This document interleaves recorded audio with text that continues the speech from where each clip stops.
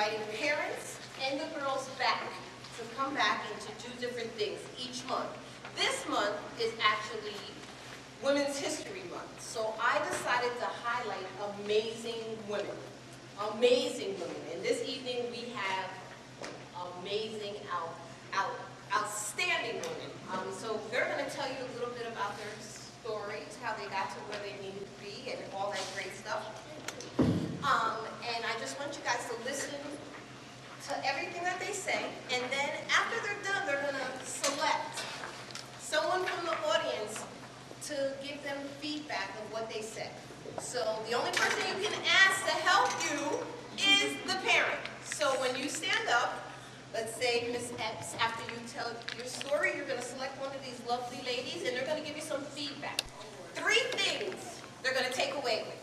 And if they say it correctly or get it correctly, there's a gift bag behind with the balloons. So you can just nicely hand it to them.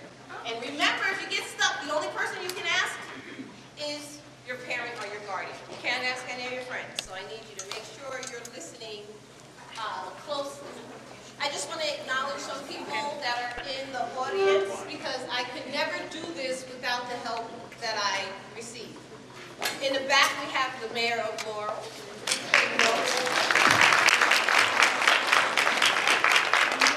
You'd never be able to do this without him.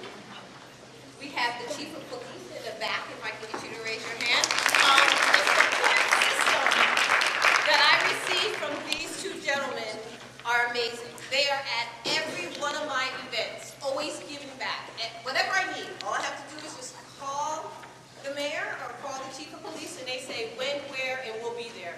And I am so grateful for that. I'm so grateful that you allow us to be a part of the school and the community, the link. That really means a lot to me.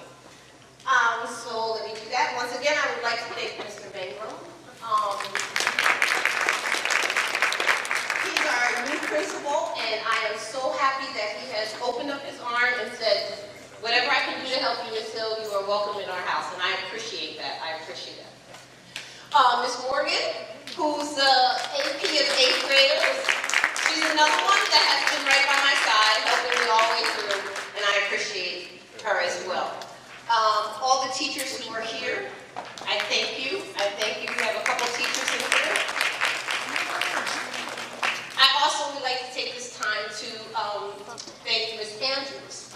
I'm an alternative learning teacher, which is I work with children in a different way. I teach them a different way.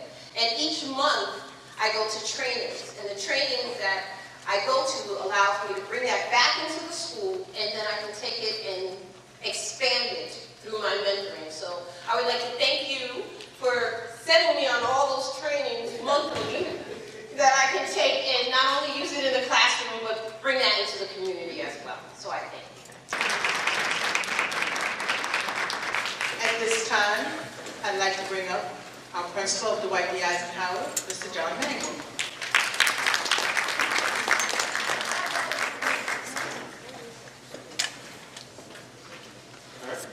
Good evening, everyone, and welcome to the Dwight D. Eisenhower Middle School. As Ms. Reynolds shared, I am John Mangle, the proud principal here at Eisenhower Middle School, and welcome to our event this evening. First, I would like to personally thank Ms. Hill. Like she said, within the year I've been here, I have seen the amazing things that she has done and the opportunities that she has provided for our ladies here, not just at Eisenhower, but here within the community of Laurel. So I definitely thank her for doing that for these young ladies, because she is definitely has done a fantastic job. So if everyone can please join me in giving her a round of applause for her dedication to our ladies within our community. So I do appreciate her. And so I know she has planned a fantastic evening for our event. And so without further ado, I'll give the microphone back to Ms. Reynolds, and she'll introduce our next speaker. Thank you for coming.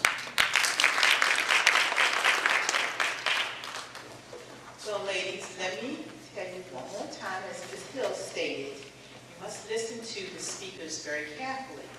And remember, you can only ask your parents, not your friends. So when they come to the podium, make sure you're listening. Our first speaker, our first guest tonight is Dr. Golson.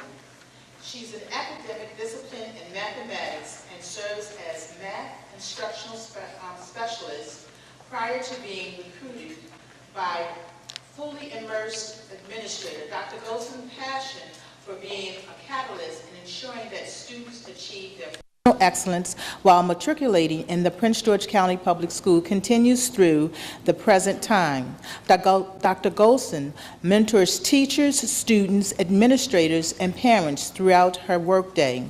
She leads by example. With a background in higher mathematics, Ms. Golson is able to direct new incentives at all levels of the school district to enhance students' and adults' performance. While Dr. Golson is uniquely qualified to lead our school district because her recent doctoral studies positioned her to participate in the cutting edge of technology, new technologies, and corporate practices that impact education as well as college prep for middle school and high school students. Dr. Golson's 2 teenage sons keep her family rooted in reality for student socialization and academic purists. We are fortunate to have Dr. Golson with us tonight.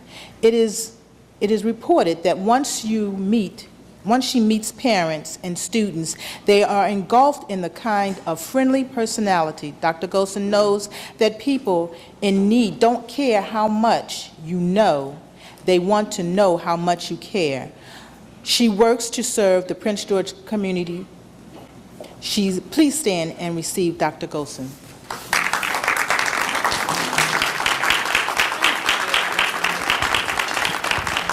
Good evening.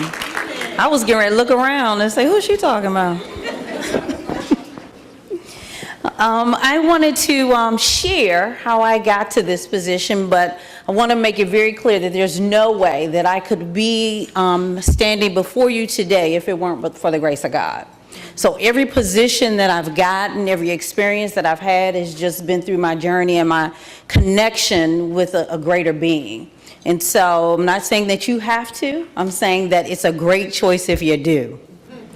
So I'm actually a product of Prince George's County Public Schools. I started out in elementary school at Barnaby Manor Elementary School, went to junior high, and then graduated from Potomac High School.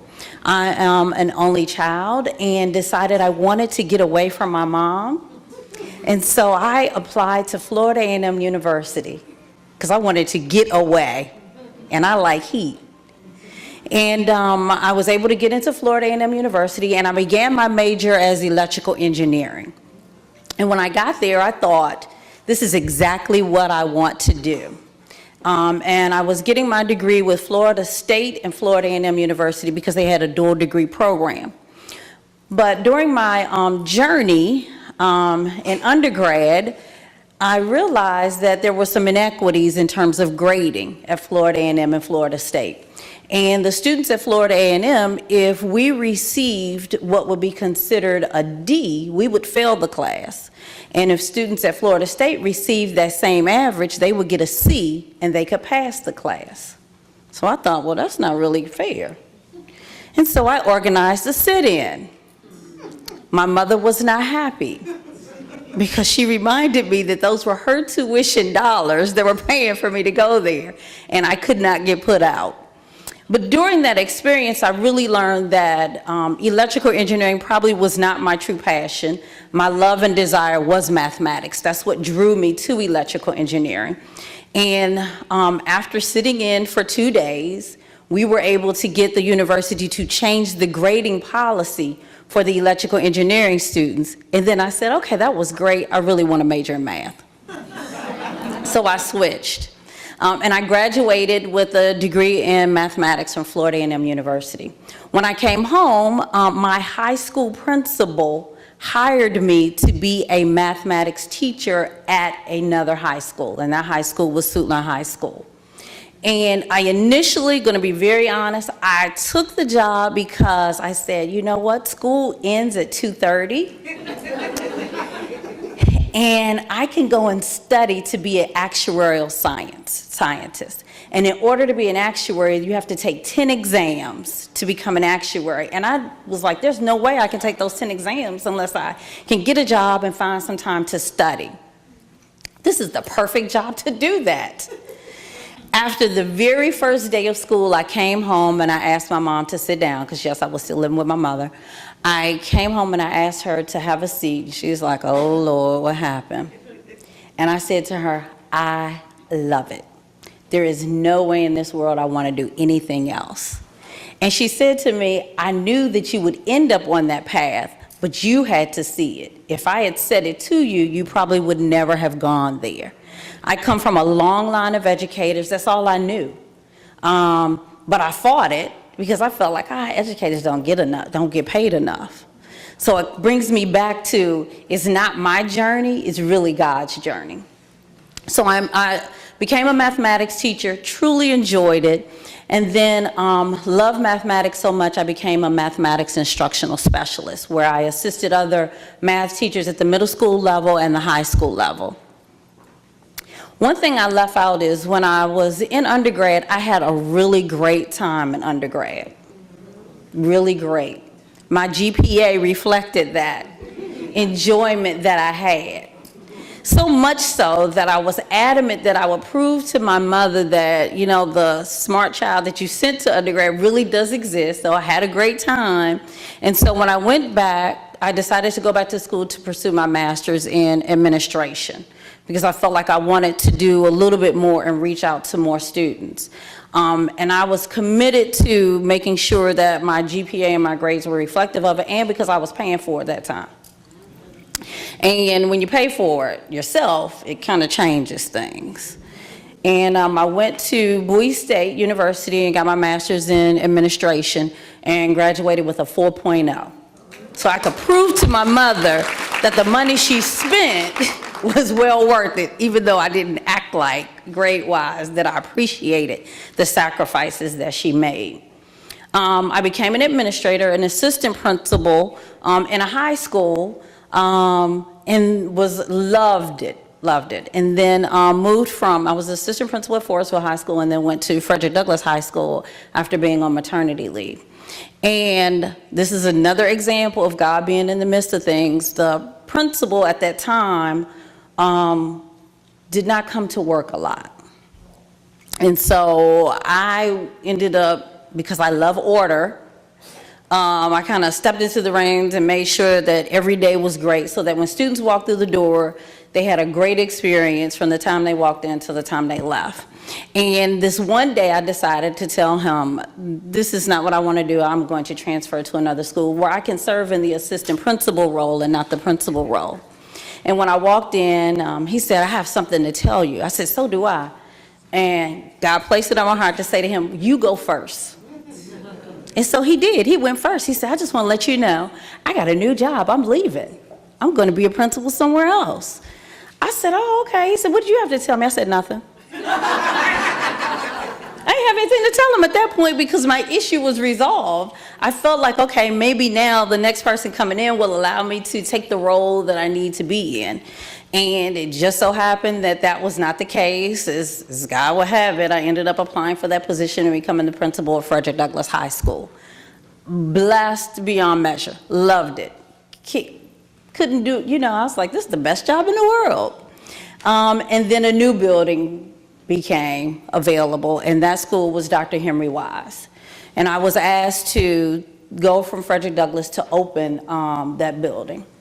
And you can best believe, I don't tell this story often, but when the superintendent called and asked would I take that position, of course you figure superintendent calls you, how do you tell them no? I said sure, and I went home and was in a fetal position for about an hour, because I realized that I was going from a school that had approximately 1,200 students to a school that had 2,500, and that the pressure of making a mark on the county would be placed solely on myself. And there's no way, and I thank every teacher that I had the opportunity to select to walk that journey with me. When I see them now, I still say thank you to them, because it wouldn't be the place that it is today had they not been invested in the same dream I was invested in. And I also thank the students. And every time I see students, I say thank you, because they could have not gone with the rules that I set forward for them. They could have rebelled just like anybody else. There were 2,500 of them. There were 6 of us. 6 administrators. But they bought into the vision and they believed it too.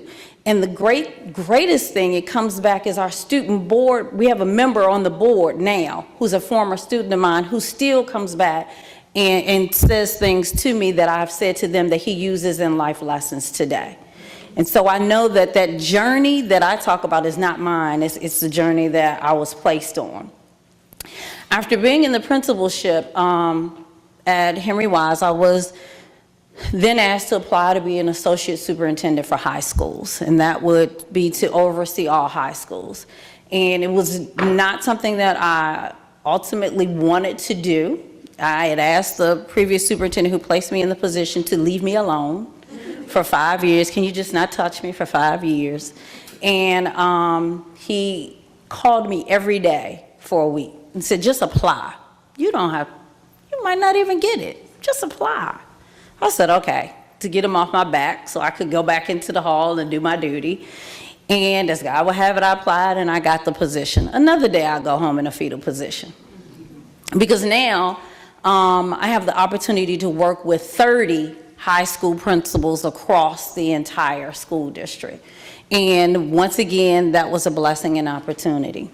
And then now in my current position as chief of operations, I walk into work one day and the superintendent, 3 superintendents ago, because we have superintendents that come in and go, but superintendent comes in and says, hey, guess what? I have a new job. And not only do I have a new job, but the deputy superintendent has one too. And we're going to be gone in 3 weeks. That was in June. School had to open in August. And their response was, you're the only person sitting in cabinet who's been here now for 23 years, who knows the school system. We're going to need you to take that position. Another day, I went home in a fetal position. But this time when I went, I was reassured that, oh, Monica, it's only going to be temporary. Just get school open, and then you can go back and do what you did before, and it'll be okay. But as once again, God would have it, I'm still in that position. I am honored and blessed to serve Prince George's County Public Schools. I am the person who makes the decision on whether school opens or closes during inclement weather. Unfortunately, I'm the one. But I am blessed because for the past 2 years, we have gotten it right. But you don't know how many sleepless nights there are. I've had the opportunity to work with trying to create a budget to provide opportunities that we haven't had an opportunity or haven't had experiences to be able to provide to staff and students. And so, though my journey has only been in Prince George's County Public Schools, it's been the best experience by far. And, you know, the one thing my mom has always taught me and said to me from the time I left her home for undergrad all the way to now, whatever you do, you give 110% of what you do, because all you have is your name and your reputation. And I'm honored and blessed that I am still able to do that. Thank you.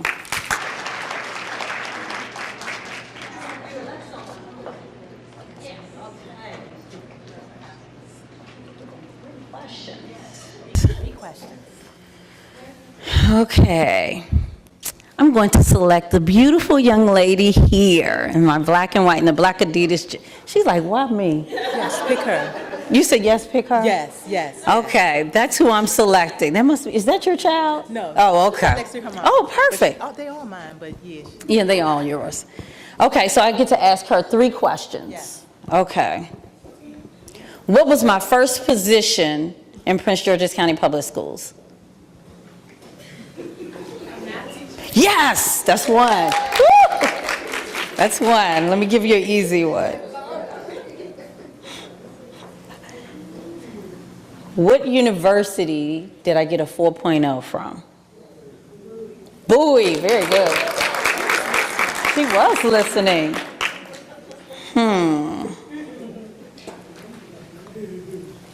Who do I owe all my success to? Somebody said it. There you go. There you go. She got it. All right. So you have a seat there. She didn't get the bag yet? Stand up, stand She can't up. get the bag yet? She can get Oh, she can get it.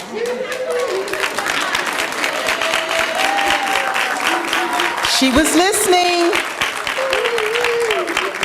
What's your name? Brianna. Hi, Brianna. Nice to meet you. Congratulations. Thank you for listening. Thank you, thank you, thank you. Thank you. Let me grab this. Still have the still sit up here? Yes, ma'am.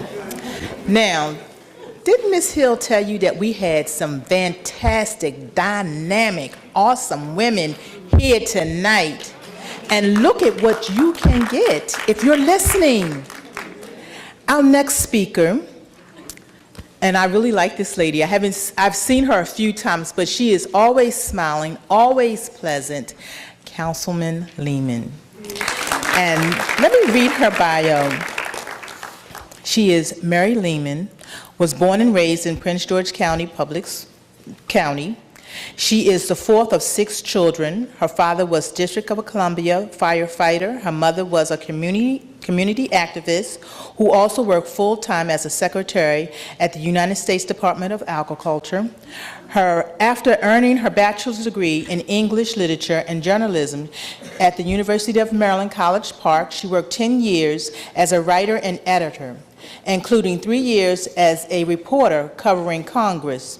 She stayed at home for 5 years raising her children, but continued to work as a freelance writer during the time and got more involved in her community. Following her mom's footsteps as a neighborhood activist, she got her start in local politics in 2000, working on the campaign for former Councilman Tom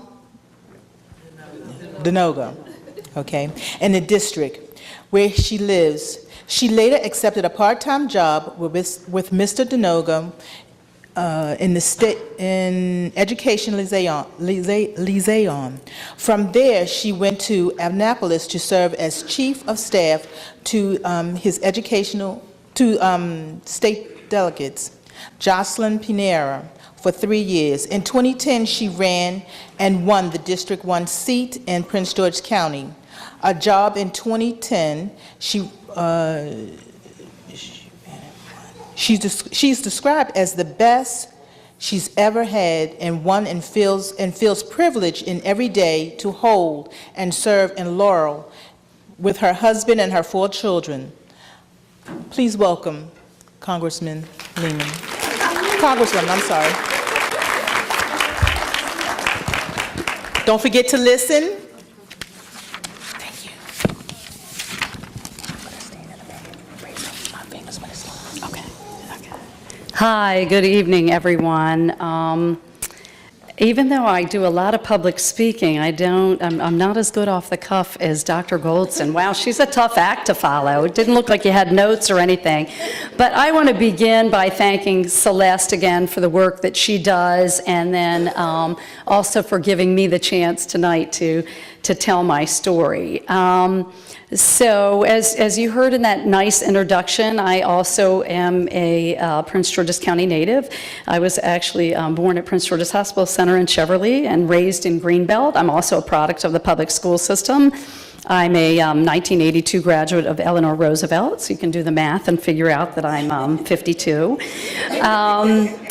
But what I do now is, as was stated in the introduction, hands down the best job I've ever had. And I am a Prince George's County Councilwoman, and you are sitting in my district. I represent Council District 1, which includes all of Laurel. That's the city of Laurel, where the wonderful mayor presides, and that's the unincorporated parts of South Laurel, where we are right now at Dwight Eisenhower, and West Laurel, where I live. It also includes Beltsville, North College Park, and Adelphi. And so in that capacity, I actually represent 90,000 people. That's men, women, and children, because Prince George's County has almost 900,000 residents. I don't know if all of you realize how big this county is. It's the second biggest county in the state of Maryland behind Montgomery. So I represent 1/9 of the county. There are 9 council members, and I'm thrilled to be joined here by a former colleague of mine whose wonderful story you're going to hear later, Ingrid Turner. So again, I was elected in 2010. I had never held office, public office, prior prior to running. I had never planned to run for elected office. I ended up just in the right place at the right time, and I'll explain that in a few minutes, when the position opened up. So by way of training, it actually began at home with the example of my own mother. And as was mentioned, my mother was very civic-minded. She always stressed that everyone has something that they can and should give back, that we all need to be aware of and concerned by what's happening right around us in our own neighborhood, whether that's development issues, environmental concerns, crime rate, school-related issues, quality of life concerns. Maybe there aren't enough programs in your community for kids. There aren't enough recreational programs or services or things for seniors to do. But I continued with my chosen field, which, as I said earlier, was actually journalism. And I did that for 10 years, including covering the United States Congress for 3 years. And, but also in my personal life, I got active in my own neighborhood. After I got married, my husband and I bought our house in West Laurel. I got involved in our neighborhood civic association, dealing with all those issues I talked about: crime, the quality of the local schools, impending development.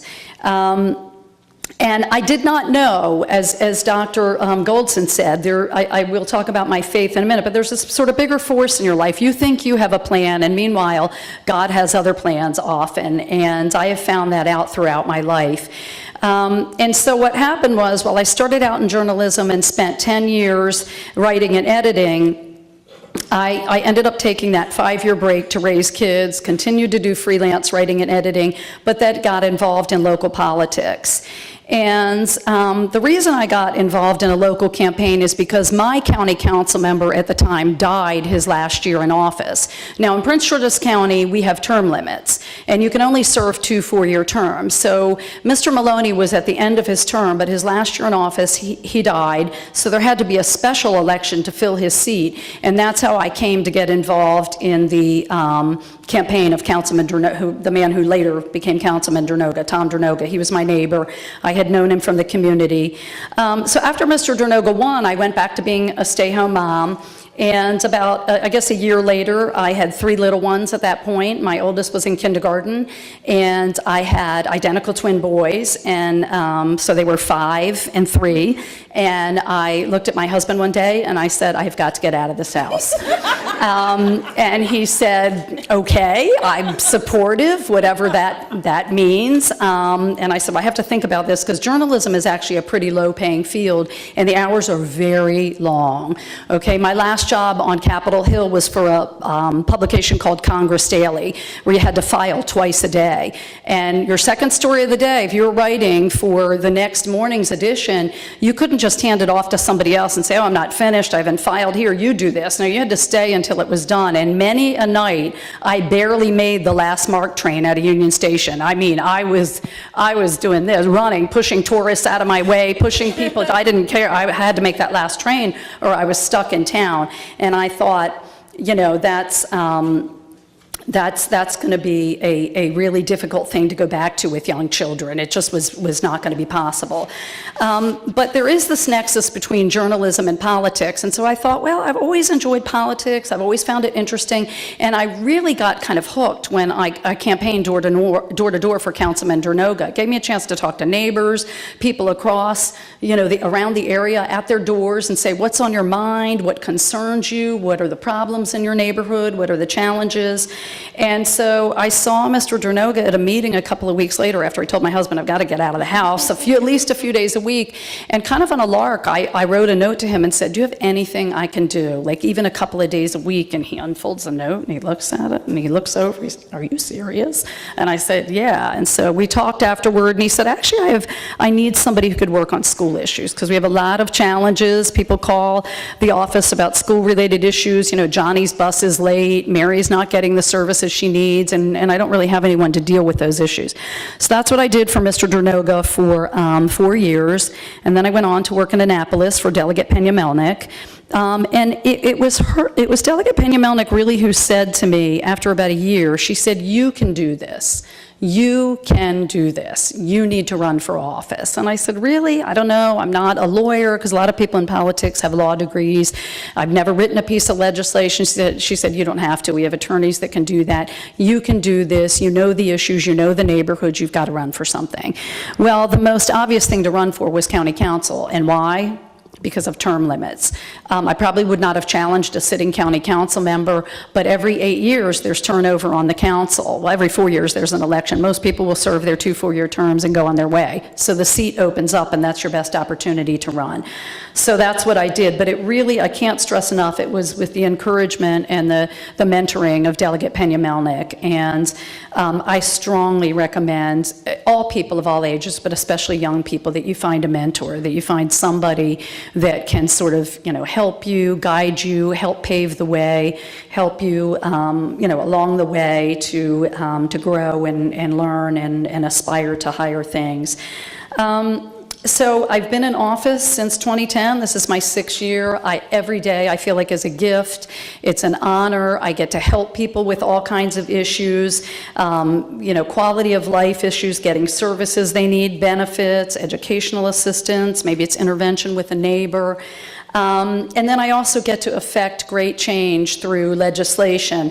One of my passions is the environment. So some of the things I'm most proud of, and you may have heard about this, starting in July of this year, as of July 1st, there will be a ban on styrofoam in Prince George's County. And I got that passed with the help of all my council colleagues, because styrofoam is so bad for the environment. And that means the restaurants you go to, the delis, the carryouts cannot send you home with food in foam anymore. That means you can't buy it in the stores anymore in this county, because it's that bad for the environment. They have to come up with biodegradable alternatives.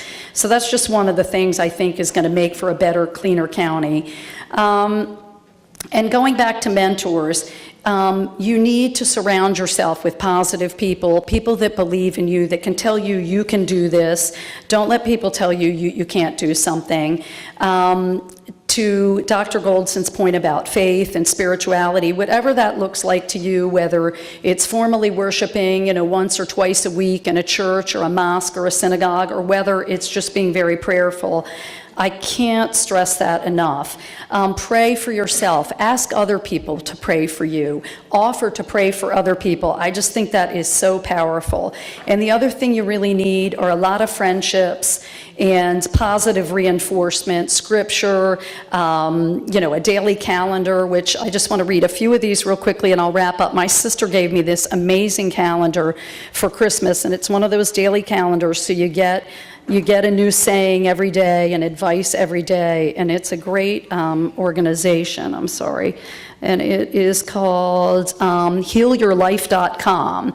And like today, Monday, March 21st, it says, I greet every day with optimism and joy, knowing what new experiences are always available to me. And every day is a really positive, uplifting message. And there's so much negative in the world that I think you need something like this every day of your life to just keep going and keep strong.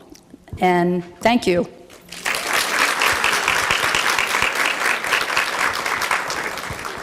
Am I picking? Yes. Picking? Pick someone and give them 3 I sometimes can't tell the students from the parents. I guess I'm getting old. It's like, right, when you get older and you think your doctor doesn't look like they've even probably been to high school, let alone medical school. Right here. Yes. Yeah, you know what? I was looking over in that direction. Is that a student? Yeah, with a purse across your. Okay, I'm going to choose you. She's looking like, are you kidding me? Really? Were you daydreaming? Is she? Yeah. Okay, I'm not going to try to stump the student. Should you stand, or do you want to? You can sit if you're more comfortable.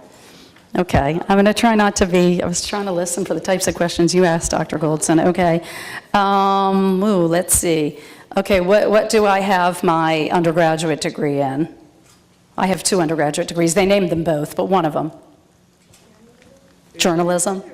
Yeah, I have English literature and journalism. Very good. Let's see. What else?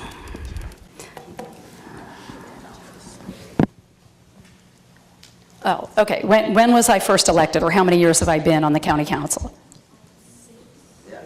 6 years, since 2010. Very good. Where did I go to high school?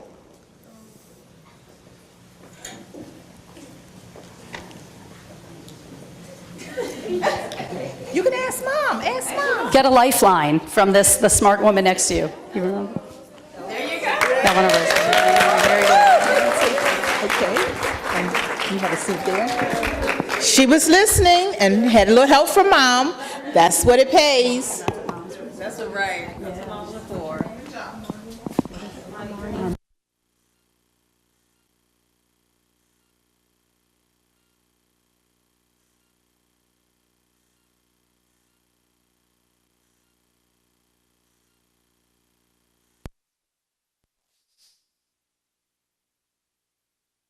Amazed at the women that are here and so honored and so blessed to have them here this evening.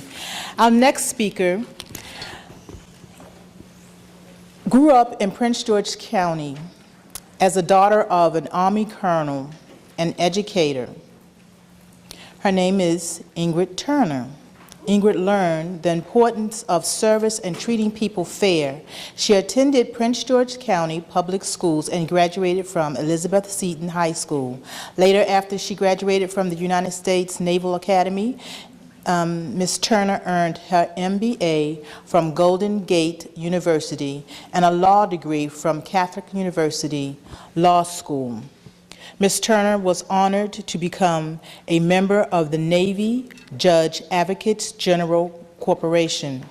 And after 20 years in the military, she retired with a record of distinguished service. Ms. Turner wanted to do more to serve the community. Ms. Turner ran for office and was elected to the Prince George County Council in 2016. In 2011, she was unanimously elected to serve as chair. Today, Ms. Turner is running for Prince George County Circuit Court Judge. Please welcome Judge Turner. Thank you so much. Good evening, everyone. First off, I too want to thank Celeste, Ms. Hill, for inviting me and for the wonderful program you do for the community. It's outstanding. So my journey, well, my journey is, I want to say it came from what I saw in my community, what I saw through my parents, and what I saw was a dedication to service.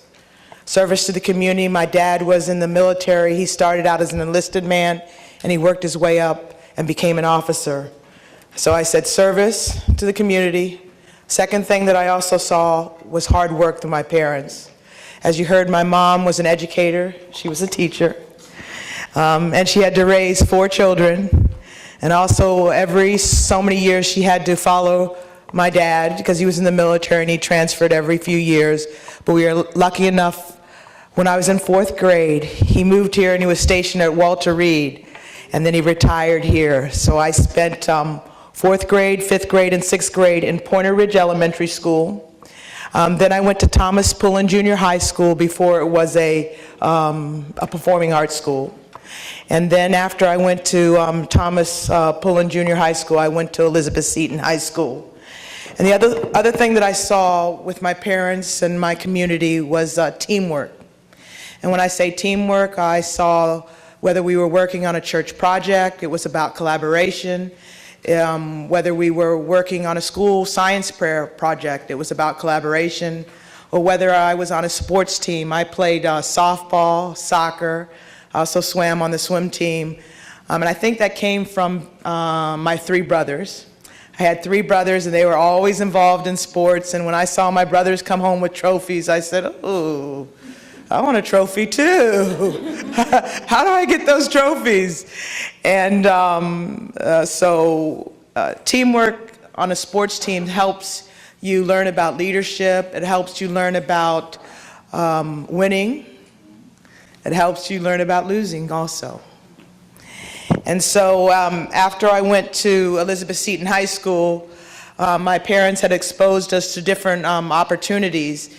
And I think that's what's so important is that they didn't force me, just like Dr. Golson and Councilmember Lehman said, they didn't force anything on us, but they exposed us to the opportunities so that we could figure out what we wanted to do.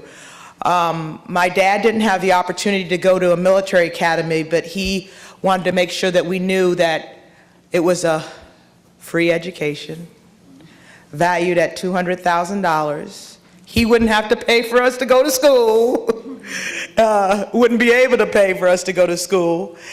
And afterwards, you would also get the job experience that you needed. Because many times people will graduate from college and it'll be hard to find a job because many people will say, do you have the experience? So if you go to a service academy, you can get at least 5 years of experience and then transfer that somewhere else. So I was blessed enough that I had worked hard in school. I had participated in extracurricular activities just the same way many of the young ladies in here are participating in extracurricular activities. And I got accepted to the United States Naval Academy. But it wasn't that I got accepted and everybody said yes. It was at a time when women were just first going to the United States Naval Academy, and it was at a time where they didn't want women to go to the Naval Academy. Even though the law said that women could go there, many of the men said, you can get in here, but that doesn't mean you're going to graduate. And so I was lucky that I had a strong foundation where my parents and the community had said, anything you want to do, if you work hard and you're determined, you can succeed in that. And since it's Women's History Month, I'll share a little bit about the Naval Academy again. I'm the 6th class of women to go to the United States Naval Academy. And being an African-American woman, in the first class was class of 80. Only one African-American graduated that year, female. The class before me, only one female made it. In my class, we had started with 12. And we were blessed enough to have 3 people make it. I was one of the ones that they didn't want there. I struggled with people saying, you don't belong here, with the upperclassmen spitting in my face and the upperclassmen tearing me down.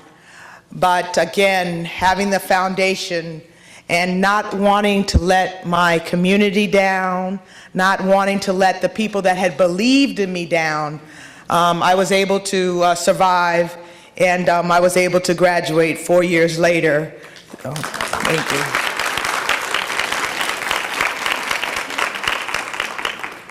And with that being said, my older brother was a West Point graduate, so he went to the military academy, which is the Army's equivalent. He's class of 80. And then my 2 younger brothers that are twins, they went to West Point also, and they graduated in the class of 87. So we're probably one of the few African-American families that have all siblings that have graduated from military academies and serving their country. Thank you. And so I graduated in 1986, so you can do the math. I'm about the same age as Miss Lehman. I graduated in 1986, but it wasn't, again, without any challenges and without any difficulty. And that's what I always want to say. Many times you'll hear our resumes and you'll think that it was all easy. And that's because we don't like to dwell on the challenges, because you want to look for the prize. And the prize was being able to say that I was a Naval Academy graduate and have the opportunity to travel. My first duty station was Monterey, California. I'd never been that far. I was born in Kansas, though. So I went to Monterey, California, had a great first duty station, but again, there's not that many African-American officers. One of the reasons my dad and parents wanted us to go to academy, because if you graduate from academy, you're commissioned as an officer, and that means you're one step ahead. And because in the enlisted rank, you have to go through the enlisted rank and then get promoted into the officer rank if that's your desire. So I also wanted to be a lawyer. But in the military, if you go to the Naval Academy, you can't go right to law school because they get most of their lawyers from people that have already paid for law school themselves because the military doesn't want to pay for it. But you know what? Again, I wanted to get my law school for free, right? I couldn't afford to pay for it. So I did my first 2 years, and I said, I can't stop going to school, because once I stop, it's going to be hard to go back. So I worked on my master's in business administration, and in Monterey, there's the Naval Postgraduate School, and I was able to get my master's in business administration. And then I wanted to go back to the United States Naval Academy for my next duty station, because I also wanted to go to law school here in the Washington, D.C. area, but I also wanted to go back and be a role model for many of the other African American women that were going to try to make it through. But they said to me, my detailer, that's the person that does your assignment officer, detailer said, you know what? You don't have the credentials. You can't go back. And I said, excuse me? Did you look at my record? I said, well, that's a nomination position. I know you're not going to be able to get that job. And I said, can you just put my name in? And then I prayed. I prayed that they would take the opportunity to look at my record, and that they would look at my credentials, and they would find that I had something to add, and that I could give something to the United States Naval Academy, to the other midshipmen that were there. And so luckily enough, they did look at my record, and I got back. And I was able to serve as an admissions officer, a leadership and law instructor at the Naval Academy, and then also I coached soccer there, and I coached the softball team there. And then it was time to apply for law school, because again, my whole goal was to become a lawyer, was to ultimately become a judge. And I said, let's apply for the program now. So I applied, I put my package together. I thought I had crossed all the T's and dotted all the I's. I turned in my application, and you know, this is only 5 positions, all Navy-wide. And I put in my application, and I was chosen as first alternate. But no, I appreciate the clap. But you know what? I was chosen as first alternate. I was a minority. And when you're chosen as first alternate, it looks good for the Navy because they had selected a minority. But first alternate never gets to go. And the reason why the first alternate doesn't get to go is because the first 5 people that are selected, you think they're going to turn down the program? After they've applied, and and you get your salary paid for, you get school paid for, and you get your books paid for. But the Navy looked good because they picked a minority. So I said, okay, if at first you don't succeed, what do you do? Try again. So the next year came, and I said, I've been working hard. I've been selected as Federal Woman of the Year. I have been doing, thank you, I've been doing a lot of things in the community, a lot of things on my job. I had gotten great reports, as you would say, great report cards. I applied, and what happened? First alternate, there you go, there you go. I was chosen as first alternate again. Navy looked good. The 5 other people got to go, and still no minority had ever been selected for the program. So I'm getting a little discouraged. And I said, it's getting close to the time that you can only apply for the program. You can only apply between your 2 and 6 year point. And between your 2 and 6 year point, I'm up against that. I said I'm going to apply one last time.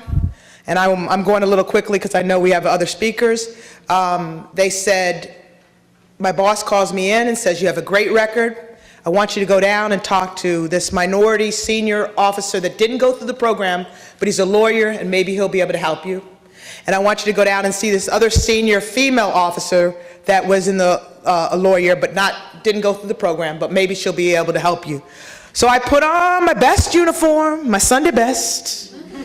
I took my biggest smile, and I went down to the Pentagon, and I put in my application one last time. And what happened? I got it. So I was selected for the program. I was able to go to Catholic University here in Washington, D.C. I spent 20 years in the military, traveling all over the world, had the opportunity to do that. Then I came back, and the last 10 years I was stationed here in the Washington, D.C. area. I had the blessing to find out at the last minute, and this is God again, making sure He's taking care of you.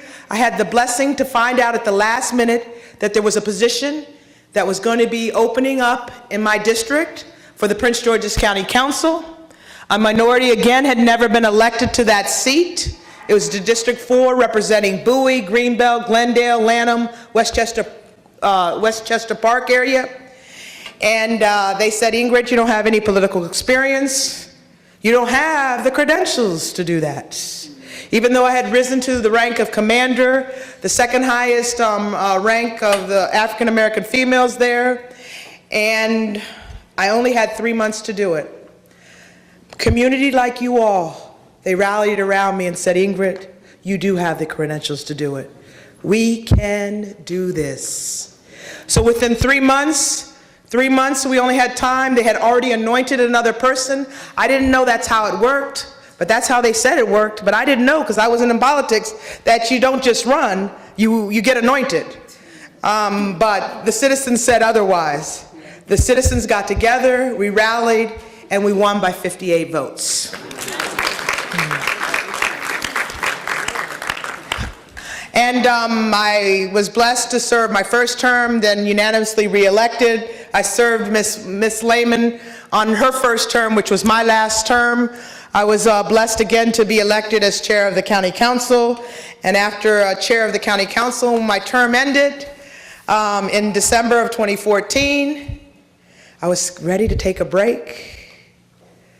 But then I found out again, through the grace of God, that there's 4 positions opening up for judge of the circuit court here in Prince George's County. They made sure I saw an email that said there's 4 positions, and again, you can run, and again, they say I don't have the credentials. So I ask you to look at my credentials, look at who's running for Prince George's County Circuit Court Judge, knowing that I did healthcare law, knowing that I did prosecution, defense work, did all that in the military, and here we are today.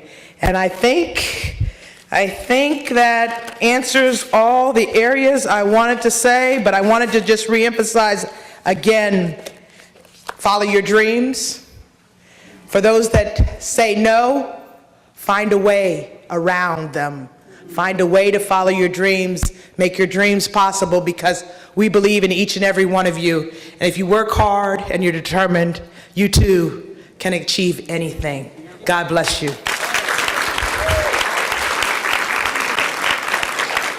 All right, I picked mine out. All right, what's your name? Danielle. All right, Danielle. What branch of the service was I in? Navy. All right, very good. What was one thing that I said you should do when people say no to you? Follow your dreams, very good. This might be a tricky one.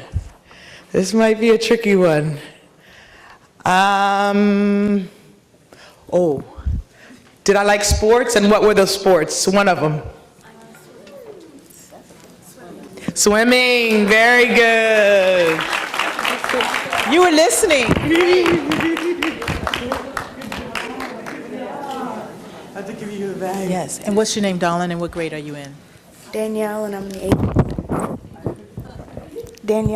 8th grade. Oh, congratulations, Danielle. Thank you for listening. Congratulations. Thank you so much. Well, thank you. We're in for a treat. Our next guest will be reading the spoken word. I'm going to introduce Mr. Leroy Getson Danner. Please come. Give us a round of applause, please. Thank you.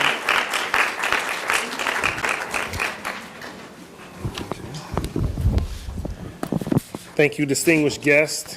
Ms. Hill, thank you so much. This is my second time doing this with her.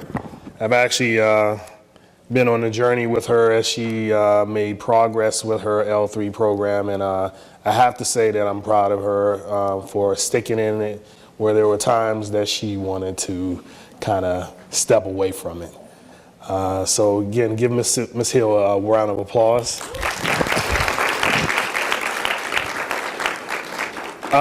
It's interesting that I'm doing this poem that was asked of me to do again, which is definitely an honor.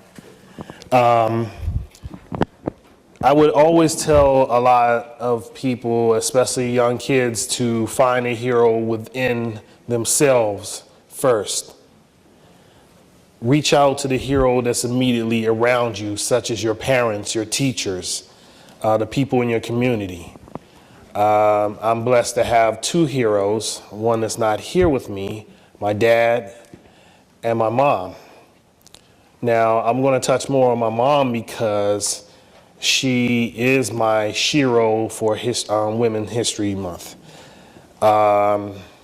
She was one of the first African-American women to graduate, one of few to graduate out of DC Metropolitan Police Department.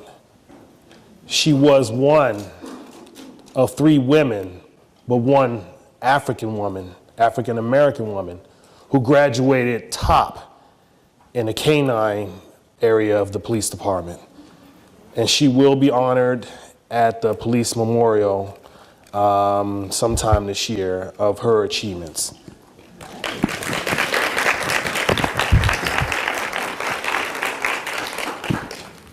I think what's so significant about me performing this piece, I did another piece, but the first time I've ever stepped out on faith with poetry was at another women's event called For Sisters Only in 2002, which was my very first time ever sharing and performing poetry in front of anybody.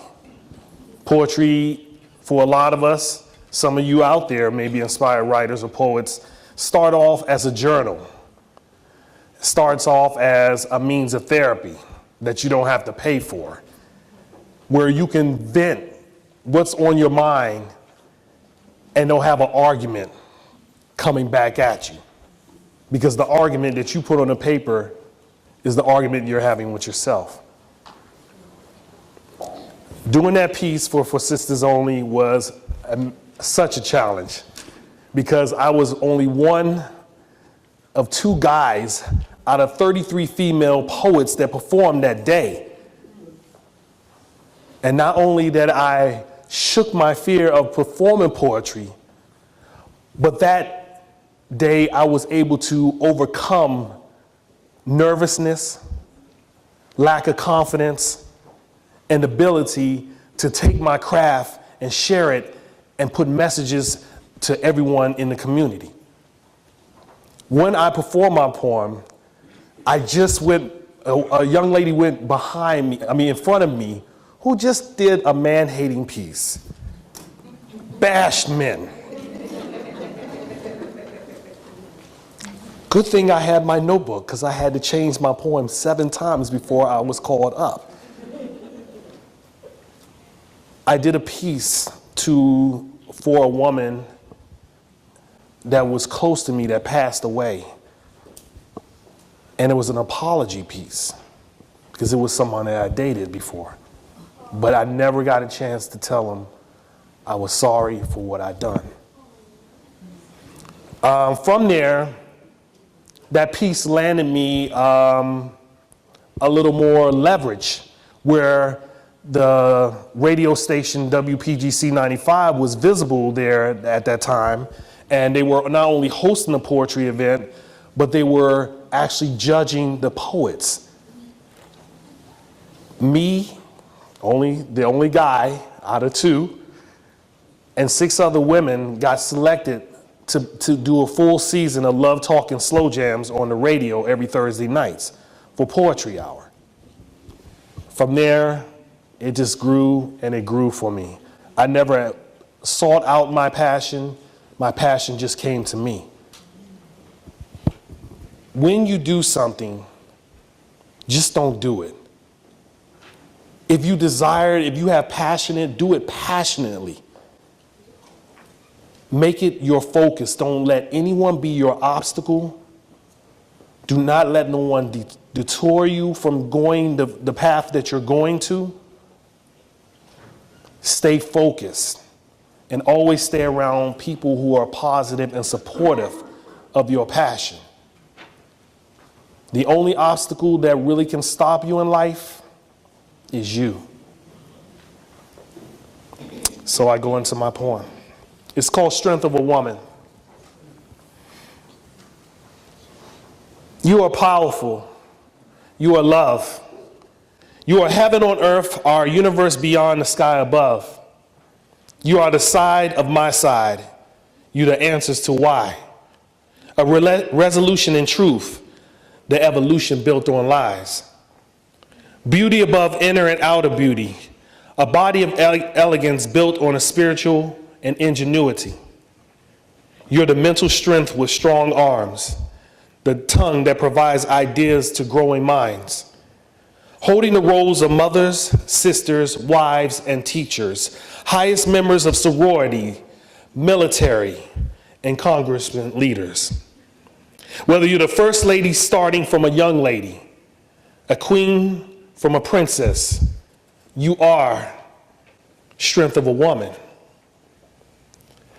A man can never bear your gifts.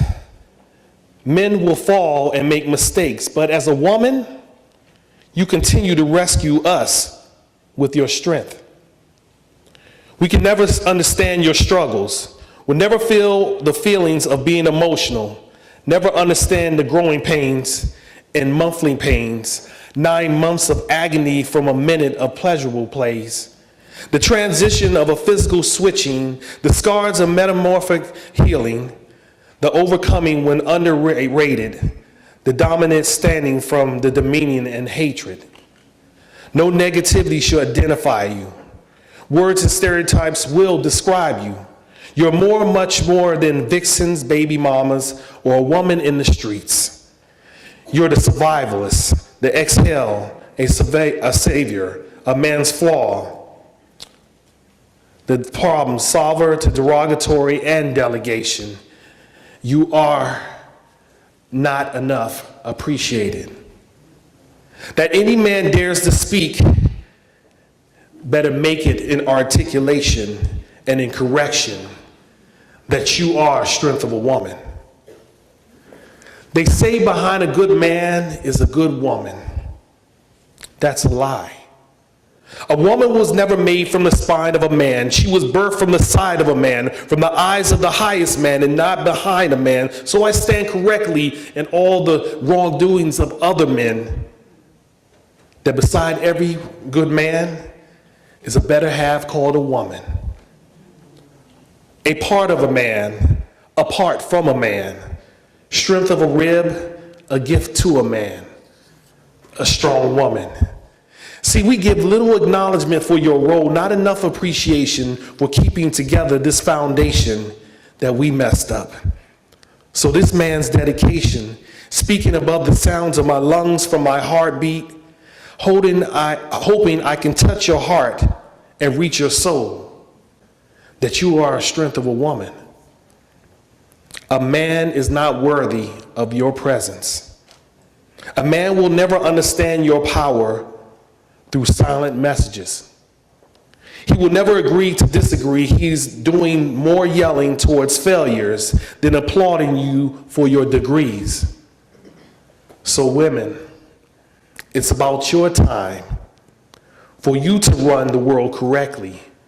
As the strength of a woman, see, you're the first American shero. And in correction of the Bible, you are Jesus, the creation of the world. The universe's brightest star, the Mother Earth and the nature. An idol young ladies can follow.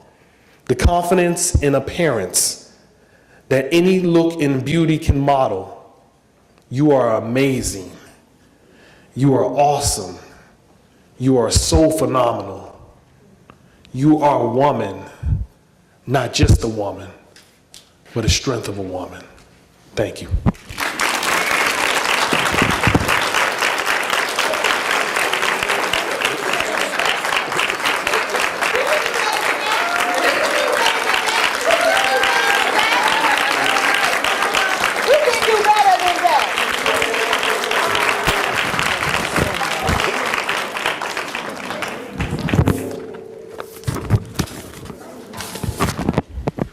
Was that powerful? What was the name of his poem? How many believe that? I should see every hand going up in here. Very good, very good. Well, our next speaker is Miss Valerie Nichols. In June 2011, Councilwoman Valerie Nichols was appointed by Laurel City Council to complete the remaining 6 months term of a retired council member. In November 2011, she was the first African-American female to be appointed and then elected to the Laurel City Council. On November 3rd, 2015, she was re-elected and currently serving her 3rd term. Growing up in an abusive household, she witnessed her mother's death at 8 years old.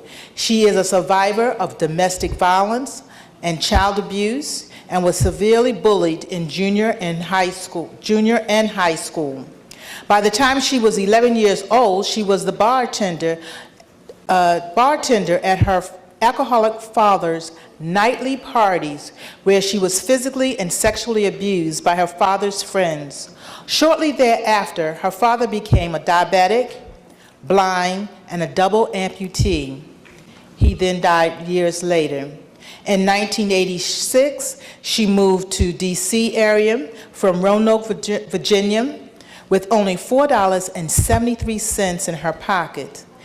Since that time, she has completed 20 years of federal service, which includes her position as a White House appointee, serving 2 former presidential appointees under the Clinton administration. Prior to that, she worked in several roles on the U.S. Senate Commerce Committee, where former Senator John C. Danforth was the ranking member. Today, Councilwoman Nichols is often referred to as the Wonder Healer because she uses her own wounds of abuse to help empower and heal the wounds of others. In addition, she serves as the hospital chaplain, volunteer services, and patients relations coordinator at the Laurel Regional Hospital. Please join me in welcoming Councilman Valerie Nichols.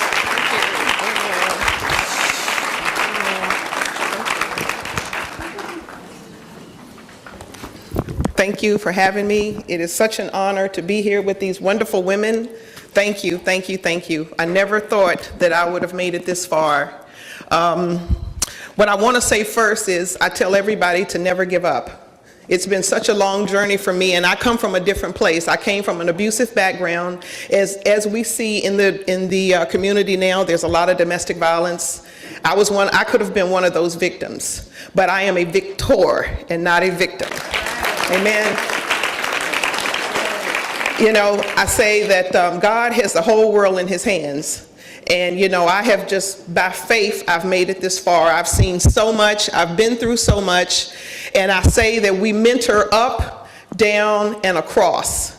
And I always keep myself open. We should keep ourselves to be teachable. We should keep ourselves to always want to, you know, surround ourselves with positive people, no matter what the situation looks like, because there were so many times that I gave up. There were so many times that I didn't want to live anymore. I just didn't care because I had had such a painful experience. But somehow God made a way for me to be able to serve. You know, I say that it is truly an honor to serve. It is truly an honor to serve. Integrity and character is everything. It's everything. Know that somebody is always watching. When I was listening to all of the other ladies talk about what they were going to talk about, I said I didn't want to get up and talk about doom and gloom. I didn't want to say, all of the times that I would go to a makeup artist. When I was working for Senator Danforth, I used to go to a makeup artist before I went to work because I always had black eyes. In the summertime, I used to wear turtlenecks, and the senator, when I would accompany him to meetings, he would look at me like something is going on. It's 100 degrees outside, and you've got a turtleneck on. So there came a point that I had to tell him that I was going through abuse, and I was so embarrassed. I remember I felt so bad. I said, why is this happening to me? And when I hit my lowest moment, when I got pregnant, he beat me up in my 7th month. And and I almost died. I almost bled to death. And I remember the doctor saying to my brother, either it's going to be the baby or Val. But the baby's heart stopped. So I survived. And for 2 years, I went through so much depression, hitting just rock bottom. I lost everything. I couldn't even think for myself. And just through prayer, I asked God to just allow me to be able to get back to a sustainable place so I can help somebody else. For me, the journey of being on the city council is an honor because I keep myself available to learn. I keep myself available to help people and to be a role model to other people.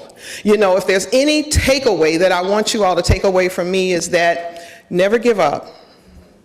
Keep yourself in a place of healthiness. Keep yourself with positive people that can speak life into your life, because it's easy to get sidetracked. You can be in a place at the wrong time and end up with a life term in prison because you were in a place at the wrong time. So I just say, all of my accomplishments are fine, but if it wasn't for Jesus Christ, I would not be here, period. I mean, it's just no way that it was because somebody liked me or there was a connection or something. I've had wonderful jobs. I worked for former President Clinton and the First Lady for 7 years. This little old black girl from Roanoke, Virginia, poor. It's the favor of God. It's the anointing that's on my life. It has nothing to do with anything else. So in closing, I said I didn't want to just go through all of these things that I've gone through or all of these accomplishments. Just know that there are people in the community that care.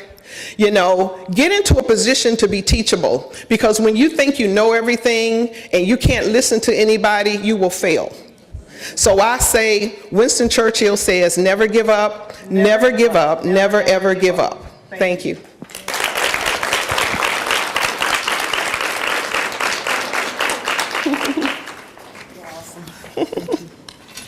Okay. Well, I speak for somebody from the back. Okay. In the red. Can you stand up? Okay, let's see. Let me see if you were listening. Where am I from? Virginia. What part? That's your mother. All right, okay. What did I say got me to this place? That was one of the things I said, so you're right. Okay?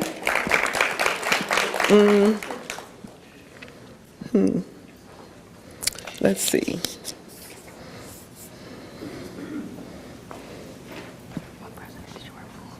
Tell me, which former president did I work for? Yes. Come on up. This thing stopped working.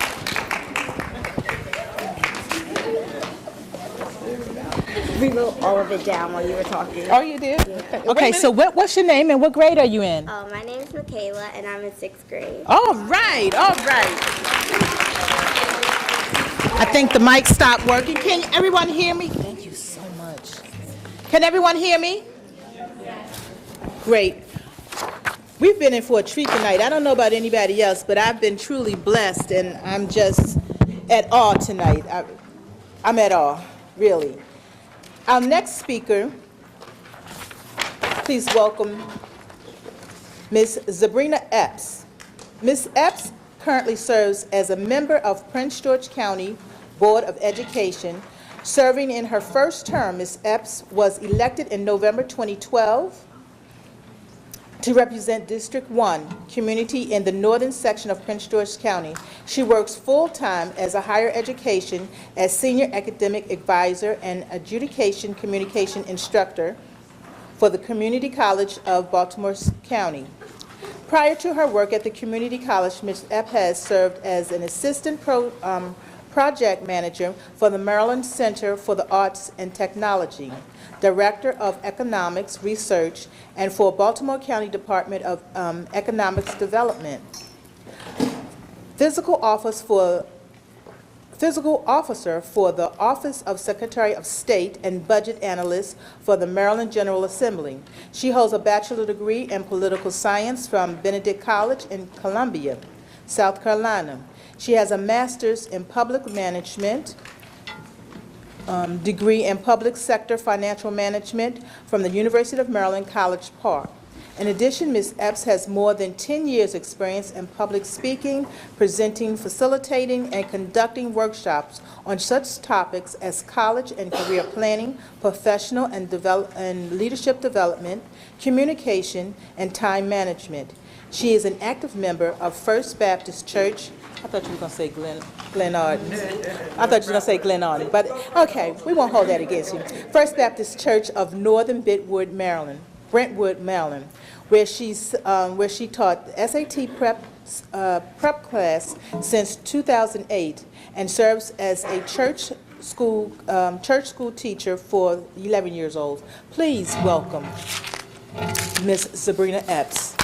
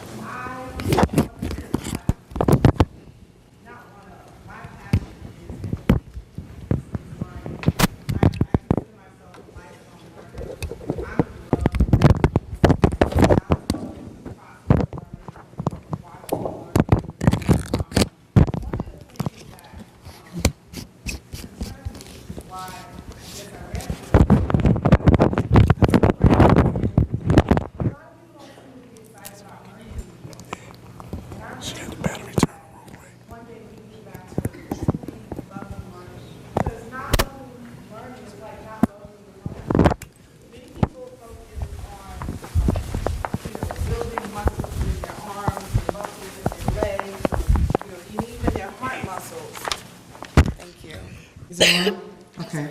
But your brain is a muscle. Without enhancing your brain tells your heart what to do.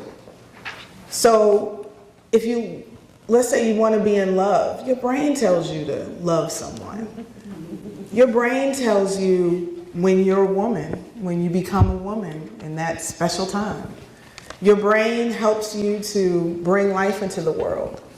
And your brain helps you to claim your place in this world. And so the development of your mind and of your thoughts is so crucial.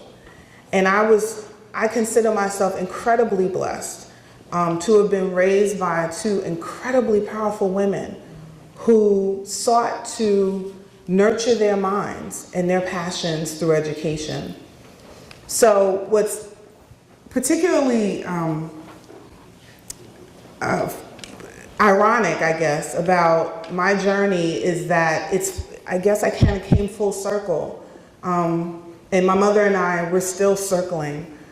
When I was 9 years old, my mother went back to college to get her associate's degree in New York. And she would take me with her on the weekends when she had class. And luckily, this was a pretty progressive community college. And so they had a program called Kitty College. And so she would drop me off at Kitty College while she went to her grown-up college and learned what she needed to learn to get her degree. So that never left me. I did go to college. I've been at a college in Columbia, South Carolina. I was a political science major. I actually went to college to become Claire Huxtable. Raise your hand if you know who Claire Huxtable is. Okay, so Claire Huxtable was the mom on The Cosby Show. And she was a lawyer. She was incredibly powerful. She was trilingual. She spoke, on the show, she spoke Spanish fluently, and she also spoke Portuguese. So I went to school to become a lawyer. I did take Spanish, but it was clear that I wasn't going to be bilingual. I went to Benedict College, which is a historically black college, and amongst the historically black colleges and universities. And that experience truly, truly empowered me. Number one, it made me grow up very quickly. New York was about 806 miles from Columbia, South Carolina, and I was there by myself. And I had to make friends, and I had to get into activities, and so I went through, and in my junior year, I interned for an attorney, because if you want to be a lawyer, it's a good idea to intern for an attorney to see what it's like. And after that experience, I realized that I didn't want to become an attorney anymore. So when you are in your bachelor's program in political science, one of the first things that you learn is that you're not going to become employed with a bachelor's in political science. So the next logical step was for me to go to a graduate program and get a master's degree. And what better, in political science, where's the place to be if you're going into, if you're a political science major, you're getting a master's degree, Washington, D.C. And so I did decide I applied to University of Maryland, College Park. At the time, it was a School of Public Affairs. I was blessed to receive a fellowship from Congressman Steny Hoyer. He and his wife, and she rest in peace, started a program for students. And Congressman Hoyer tells a story about when he had his aha moment about really becoming a public servant and understanding what that was. But prior to that, he too enjoyed himself in college and didn't do very well. And so he invested in students that were coming through that program, and I was fortunate and very blessed to be the first recipient of his fellowship. So, and that enabled me to embark on that journey and not be so in debt. So that was a true blessing. From that point, my life really wasn't as mapped out as some of what you've heard. It took a lot of twists and turns. On the one hand, I went to the General Assembly because I was a trained budget analyst at that point, so I analyzed the budget. And at the time, it was about $16 billion. And I had a little itty bitty piece of it.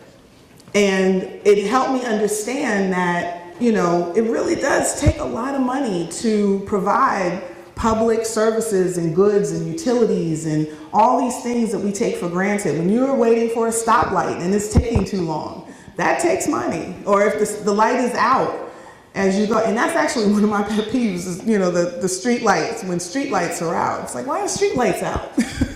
But that public service and watching all those delegates and senators, but I wasn't interested in becoming a public servant. I just wanted to, do my job. And so another twist and turn happened, and I ended up in economic development. So that idea that from Prince George is being as vast as landmass with 900,000 people. But once upon a time, it was all farmland. And that was developed over time to create the cities and counties and incorporated towns that you see. And that process is really fascinating, how people go from place to place. And so I was really interested in that, and I wanted to provide opportunity through economic development. And so that was a blessing to work in that field as well. But it wasn't until I entered higher education that I really found my calling and my purpose. And being in a place where every single day people are there because they want their lives to change. It's just that simple. You want your life to change. You either want to get to the next level from your K through 12 experience, so you're going to go to college, and these days there's about 4,138, give or take a few, colleges and universities, but about 1,200 of them are community colleges. And 51% of the students in the United States are enrolled in community colleges. And so to be in a position where I could help those students understand how to be successful and help them with their plans of taking classes, math and science and history and English, and understand how to then go to the university so that they can go on and be successful was an absolute honor. And it's a struggle, it really is. I watched my mom stay up all night to finish papers because she couldn't finish them at work. She had to finish them so that she could go to her class and turn her papers in after work. And so I did the same thing. When I had papers due, if it took all night, it took all night. That's how you start drinking coffee. But at least now they have really nice flavors from Starbucks. They didn't have Starbucks when I was in college. So I guess the one thing that I'll leave you with that never changed, and I too am a woman of faith. Without God, I would be nothing. I would be absolutely nothing. Without a calling on my life, I would be nowhere. And without love of the people around me and the people that raised me and good friends who believed in me and believed that I had a purpose, you are not here by accident. You're here for a reason. But one thing for sure is that I always expected the best. And I guess my talent, if you will, or the thing that I do when I'm not serving is I sing. I sing at my church.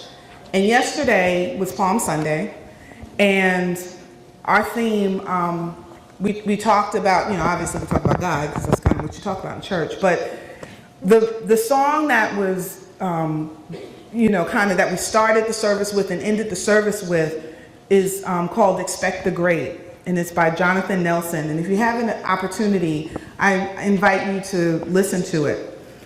This is just the beginning, the year of refreshing. His plan is now unfolding, the time of your great blessing. Expect nothing but victory. That's the promise of our King, to do exceedingly, abundantly, above all you ask or think. So, expect the great. Expect the great. And then it goes on to say, anticipate. Why? Because faith activates. This is your year. Your moment is here. So expect the great blessing when? Now. Expect the great blessing right now. Because the blessing is on you. Every time I have an opportunity to visit a school in District 1 or anywhere in Prince George's County and look in the faces of students, I expect the great from you, and it's a pleasure to try to give my best for you. And so I thank you for your time and for your attention.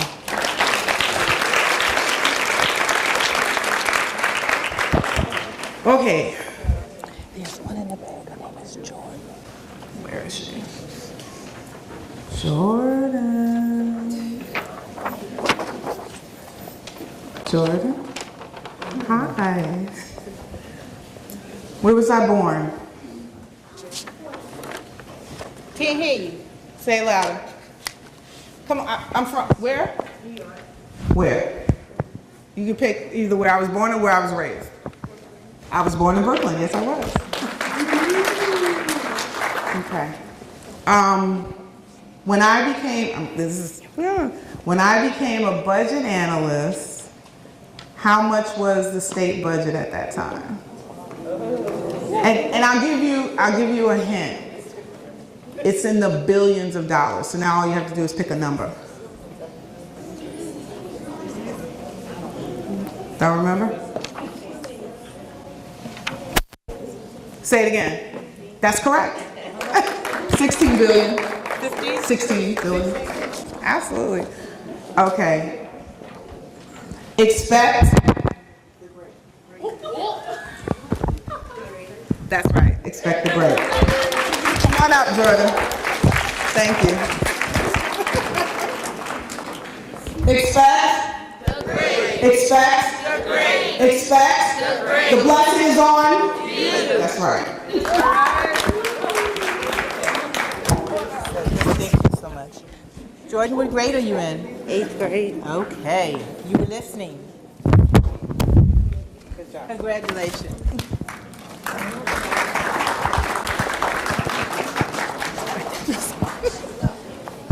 Well, we just have a few more, but I just wanted to take another opportunity to thank each and every one of you for coming out and sitting patiently and listening to these dynamic women. If you haven't been touched, then something's wrong with you. I'm gonna put it to you like that. I'm real. This has been just breathtaking, from the gentleman who did the spoken word to all of these ladies that have paved the way for you to do great. And it's not just enough to come in here and sit down and you know, text on the telephone. You must listen, and you must hear what these women are telling you. They're telling you that you can do anything. If you put your mind to it, you got to stop playing. Leave the boys alone. You got time enough for that. I could go on and preach, but I'm not. But I'm going to let you know that these women sitting up here and this man that was here, I am, you know, I'm touched. I always tell the girls that come into my office, pretty don't last forever. Okay? You can be pretty all you want to, but if you don't have something up here, you just a pretty dumb person. And I'm going to keep it real with you. So ladies, pay attention. Listen, learn, and look for more than what's out there. I gotta go on because I could just go on. I'm sorry. Our next guest is Miss Nicole Schultz. She serves as Deputy State Director to United States Senator Barbara Mikulski. She manages the Senator's state office operation, which includes casework, outreach, and special projects. Prior to being appointed Deputy State Director, she was a special assistant to serve as the Senator's liaison to Prince George and Charles County. Her role includes advising the Senator on key issues, representing the Senator at meetings and events, and working with elected officials, business and community leaders on federal issues and special projects. Prior to joining the Senator's staff, she worked for the Epilepsy Foundation as a state relations and grassroots manager, coordinating the foundation advocacy activities. Ms. Schultz is an active volunteer in her community. Her activities include serving as president of Sisters in Touch, Inc., a nonprofit organization that provides resources to undeserved children and family. She's also a vice chair on the Anne Arundel County Human Relations Commission and on the board of directors for the Prince George County Christmas in April program. In addition, Ms. Schultz is providing support to the United Negro College Fund in the Washington area.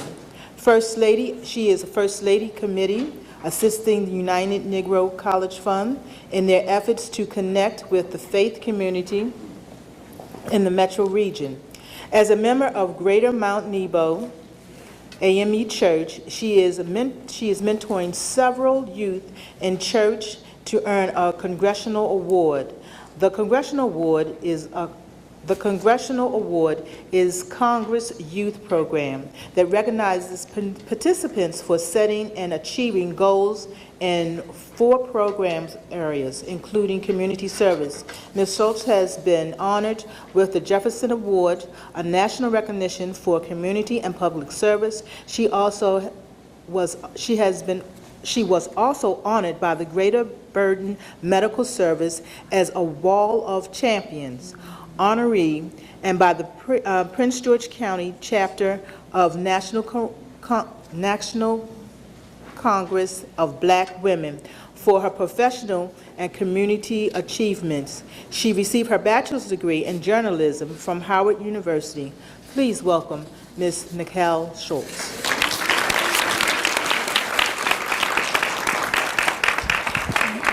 Good evening, everyone. It is really my pleasure to be here with you tonight. Thank you for your patience and for your engagement. These are some sharp young women in this room. Let's give it up for them. These are some really sharp young women. Well, a little bit about myself. I, like Miss Epps, my New York homegirl, I was born and raised in New York, in Harlem. And I came to this area to go to college. I went to Howard University, and I fell in love with the area, and I decided to stay.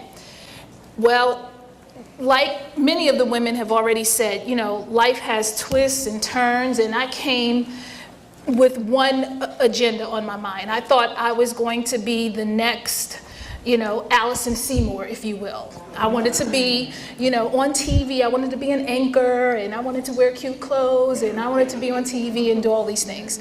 So I got my degree in journalism. Well, during my course of working towards my degree, one of the things you have to do is an internship. And you're supposed to do an internship in the field that you want to go into to see if it would be a good fit and, you know, to gain your skill set. Well, I was a bit of a procrastinator in my teenage years. So all the internship slots had filled up for my field. So I'm like, what am I going to do? What am I going to do? Well, I'll just do an internship on Capitol Hill because I had some connections on Capitol Hill. And I said, I'll do an internship on Capitol Hill. Well, I interned for my congressman, Charlie Rangel, who is an icon in American politics.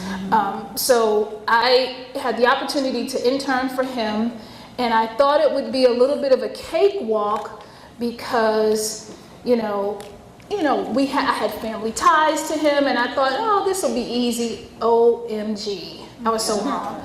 Because of the relationship, I think he worked me harder because he wanted to let me know that things in life aren't easy. And if you want to make it here, you're going to have to do your part. So it was a great opportunity, a great experience, and it sort of changed my trajectory. I said, I love politics. I want to work in politics. So I forgot about the whole anchor Allison Seymour route.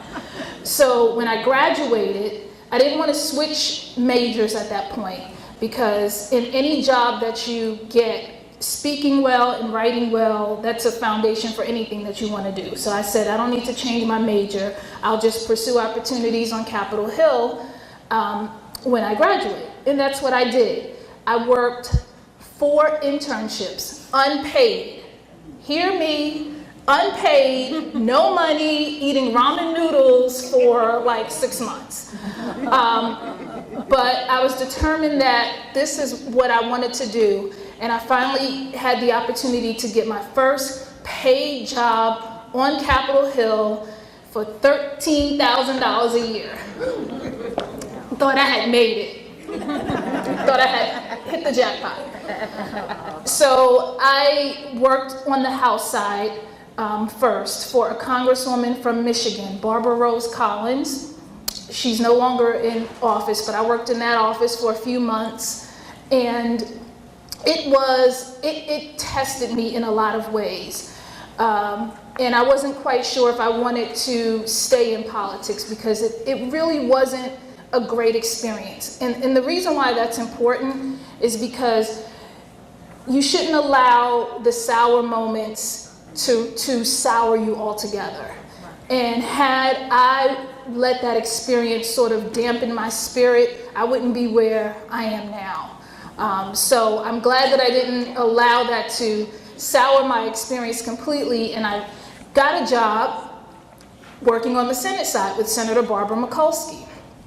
Well, I stayed in Senator Mikulski's office for a couple of years. You know, when you're young, you're a little antsy, you want to flex a little bit, you want to bounce around. I said, I've kind of got this. I want to try some other things. So I went and I worked in the nonprofit sector for several years. And then I decided I really love politics. I just really like the idea of serving. One of my favorite quotes by Dr. King is that anybody can be great because anybody can serve. And I really have, thank you. I really have tried to model my career in that fashion. So I called my former chief of staff and I said, listen, I think I want to come back to the Hill. Can you look at my resume? Can you tell me what you think? And she said, oh, we have an opening if you want to come back to Mikulski's office. She said, it won't be in the policy shop, it'll be in the state office operations. And I said, okay, I'll try it out. So I went in and I interviewed for it. I had to interview, even though I had worked there before. I interviewed with the chief of staff. I interviewed with the senator, which was interesting. And, but the lesson in that part of my journey is never burn bridges, because had I left in bad terms the first time I was there, do you think they would have offered me the opportunity to come back? So it's so important to keep your relationships intact and not to burn bridges. Don't leave a job in a funky way. That's just, I can't say it any better than that. Don't leave a job without giving proper notice. Make sure you always do your best, because these experiences will come full circle. So that was an important lesson for me. So I came back to the senator's office in 2007, and I've been there ever since. Last year I got promoted to Deputy State Director, managing the entire state for the senator. So that has been a journey and an experience as well, because as many of you may know, some of you may not know, Senator Mikulski is the longest serving woman in United States Senate history. And she is retiring at the end of this year. So we are now traversing the state, trying to see everybody, see all the people, places, and things that have been important to her over her 30 years of service. And it's a big job, and I'm up to the task. So that's what I spend most of my time doing now for the senator. And it's an incredible blessing to just have a small piece of this rich legacy that she has. So it's really been a great experience. But I say the best experience, honestly, and I'm not saying this to be trite or just to sound, everyone says that.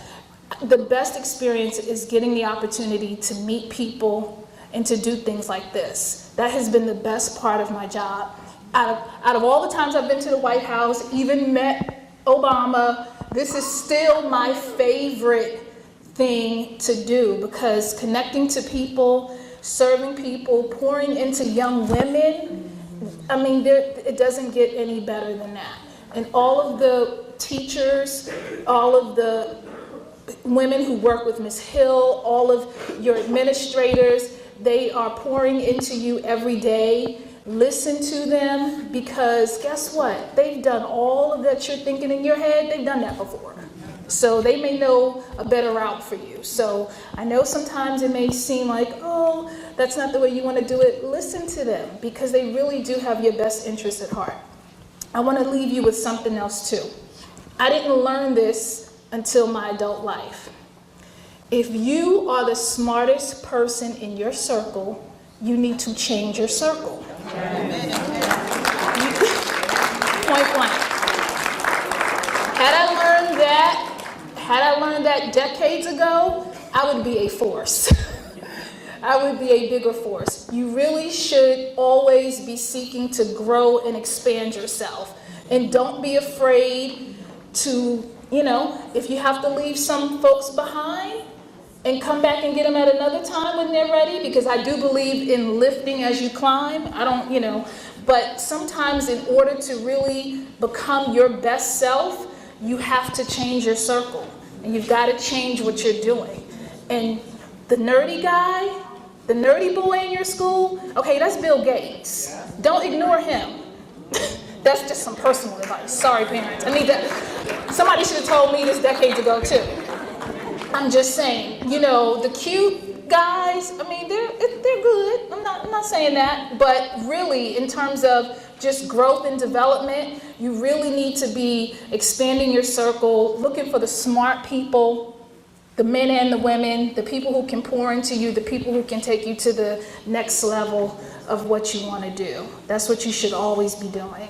If you are comfortable in your circle, it's time to move on. So with that, I think I've covered everything. I wanted to say I will come back at another time to talk about the Congressional Award Program that was mentioned in my bio, which just in short is Congress's youth program. It's a national program where Congress recognizes young people for setting and achieving goals in 4 program areas. You set your own goals.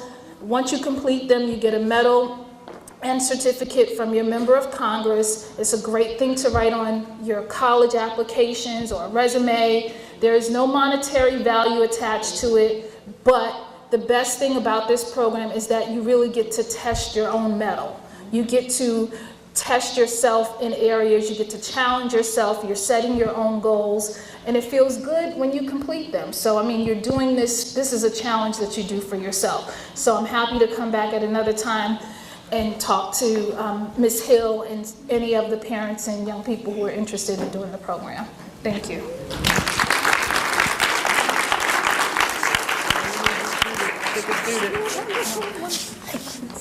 Yes. What's your name? Rachel. I love that name, Rachel. Okay, I don't even remember what I said. Okay, where am I from? Harlem, New York.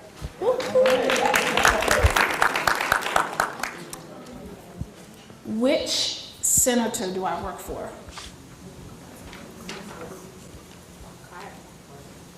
You don't know me. Barbara Bukowski.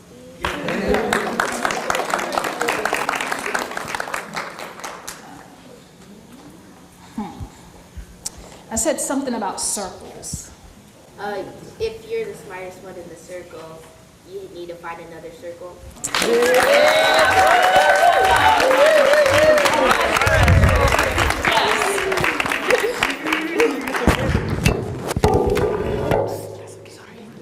Oh, where's her kid? Right here. Okay. Did you guys enjoy that? Rachel, what grade are you in? 6th grade. 6th grade, okay. Rachel, you know.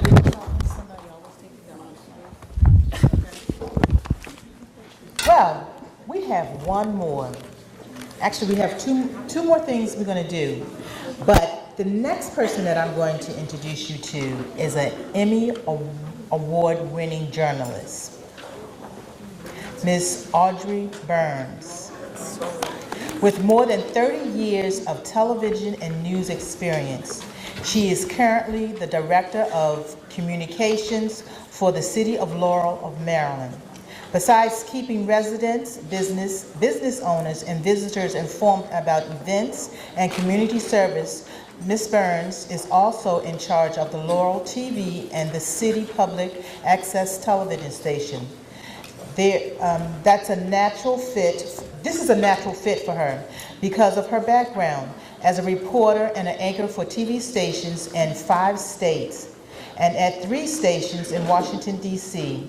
She's one of the first reporters to reach the Pentagon in September 11, 2001, and considers the work that she does some of the finest work ever. Ms. Burns is happy to be back in Laurel, where she grew up, and working in what she says is her dream job. Please give a wide range of applause for Ms.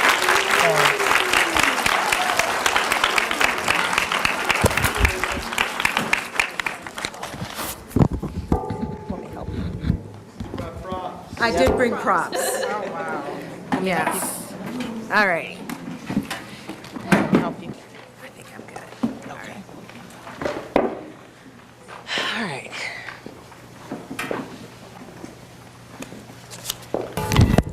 Even though I've been a news reporter for 32 years, I still always travel with my script. That's just to kind of keep me focused. So I got my papers. These ladies were so good, they didn't need theirs, but I have my papers as backup.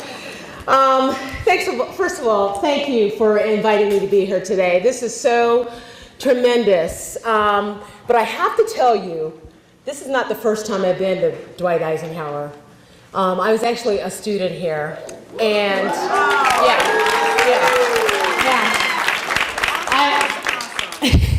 and if I did the math, I think I'm older than everybody up here.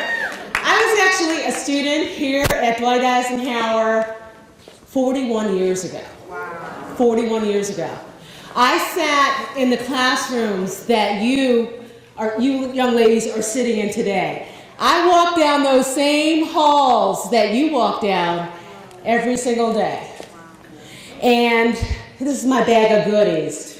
And my little box of goodies are some of the things that I collected over the years, and some of the best ones that are in my little box of goodies I got here at Dwight Eisenhower. Now, when I was a student here, it was Dwight Eisenhower Junior High School, 7th, 8th, and 9th grade. That's how old I am, so way back in the day. But I remember sitting in this room for the award ceremony as you're getting ready to graduate, and I see my dad slip in the back. And I thought that was unusual because both of my parents worked a lot and weren't able to always get to all the things that we did in school. So I see my dad slip in for the award ceremony. I'm thinking, okay, what's happening? So it then became time for the big awards of the night. Now, the first big award of the night was for top female athlete. And before I did that, I want to tell you guys a little bit about what I did here at Eisenhower, so you can kind of know what brought me to that point. I just like you guys all were when you first came here. I was a little uncertain. You're scared. You're trying to find your way. And my advice from my parents was to get involved. Do your schoolwork, but get involved in activities. So I joined the Student Government Association. I played the flute in the orchestra. I was on the basketball team. I ran track. And at one time, it's probably about 50 pounds ago, had the county record for the 220-yard dash. And that was from here at Eisenhower Junior High School. So my goal was just to always get involved, and that's what I did, and that's how I found my way. So, a couple years later, when it came time for that award ceremony, they were going to announce the best female athlete. So, to my surprise, they called my name, and I still have that award today. This is from Dwight Eisenhower Junior High School, 1974, okay? 1974. I'm not ashamed to say it, okay? I sort of am, a little bit maybe. But anyway, so the next big award that night was even bigger than that. And even after they announced my name as Best Female Athlete, and I thought my dad was about to have a heart attack, and he was all wobbly and just so proud and everything. The next award was for the Superintendent's Award for Academic Excellence. And as one of 4 daughters, my parents placed such a high premium on education. That was way more important than all the baskets I made on the basketball court or all the cheers I led. It was all about the academics. And so they announced the winner of the Superintendent's Academic Award, 1974 and 1975, and I still have that today too.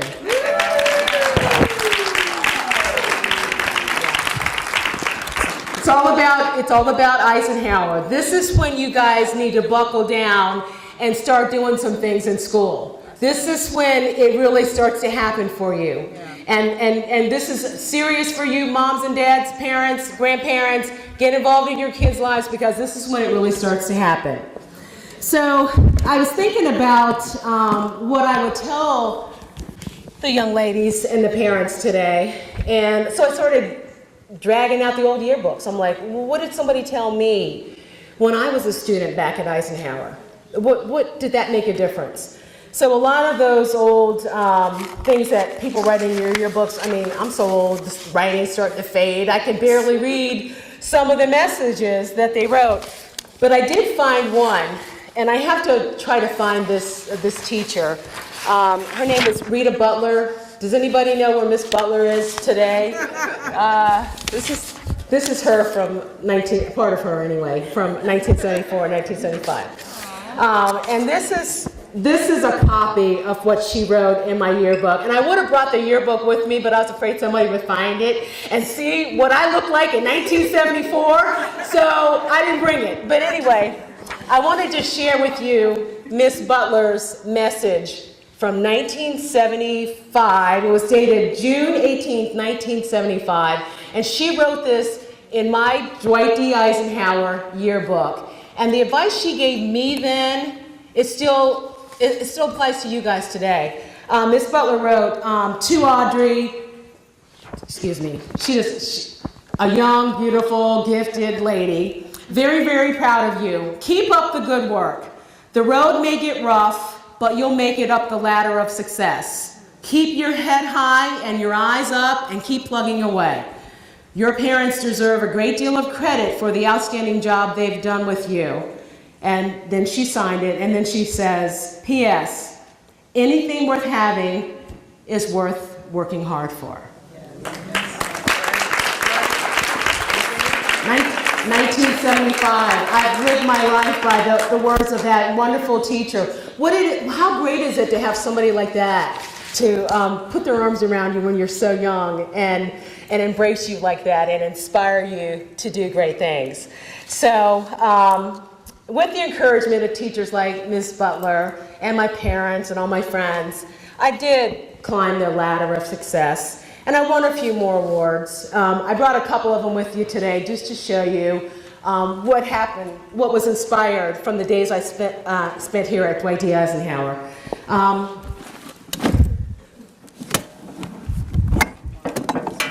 This is the first Emmy Award I won.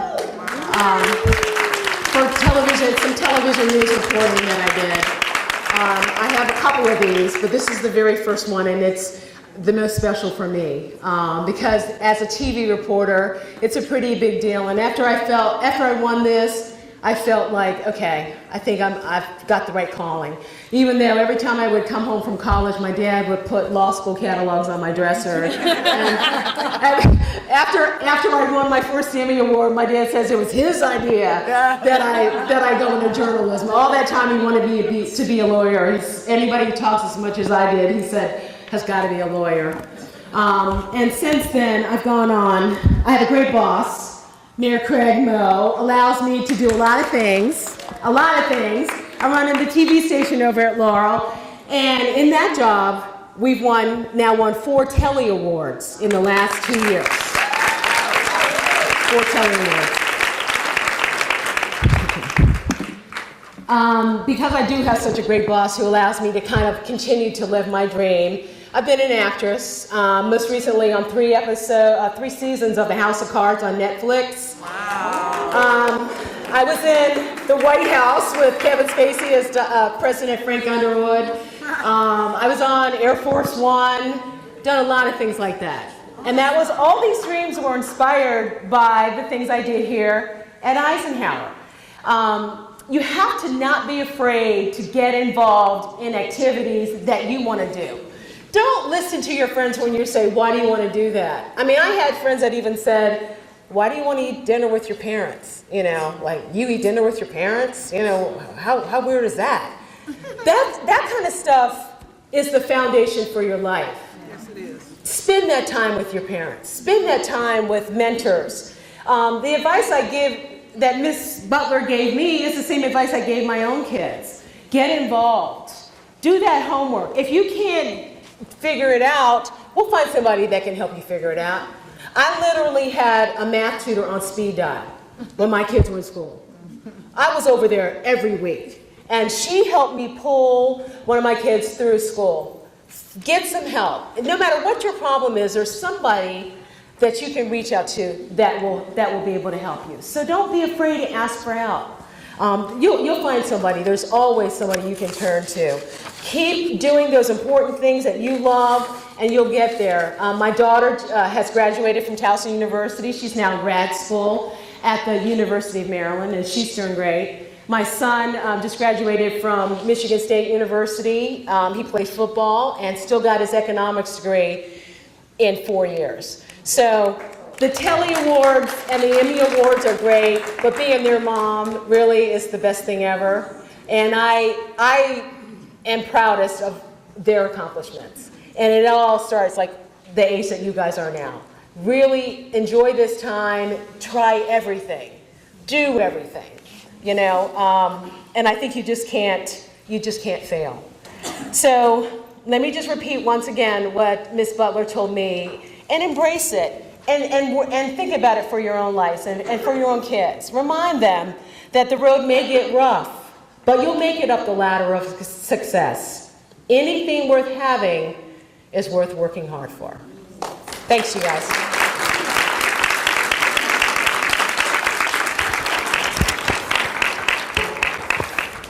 Okay, who wants to be chosen? Who's the chosen one? Who wants to be chosen? Who wants to pick? I can't pick. I hate picking people. Who wants to, anybody want to pick? Let's see. You back there with her hand? What? Who? What? Come on up. Come on up. All right. I hope I said this. What instrument did I play in the orchestra? I played the flute. Yes, I did. All right. I played a couple sports. I'm going to keep it easy because it's getting late. So I played a couple sports here at Eisenhower. What? Name one sport. Yeah. Okay. Basketball. Let's see. What's this called? An Emmy. Yes! She wins! You win! Thank you so much. What's your name? Crystal. Crystal. Oh, you're adorable. Thank you. All right, Crystal, you got a present. Here you go. Thank you very much. Thank you. Thank you guys for having me today. I love being here.